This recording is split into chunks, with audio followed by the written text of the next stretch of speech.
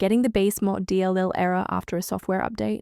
I'm Sophie Chen, a Windows Systems Specialist. Let's restore that orphaned library and fix your app.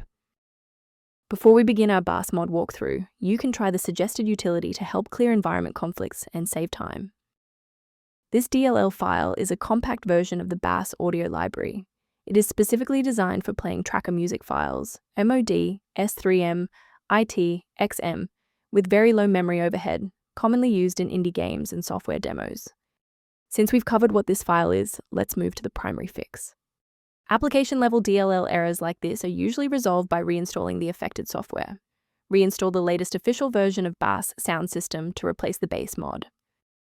In cases where the official installer remains ineffective, we must escalate to a manual review of your system's active runtime state.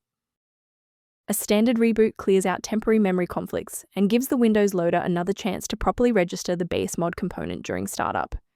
Before you restart, bookmark this video or hit the like button.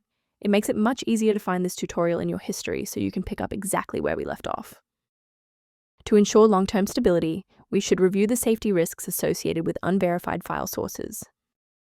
Avoid the trap of unofficial file repositories for the Bassmod.dll, as these platforms are frequently utilized to distribute persistent browser hijackers and unwanted adware. Instead of relying solely on manual updates, you can maintain your system environment using a professional maintenance utility. For structured configuration management, the optimization software referenced below includes the Bassmod-related documentation.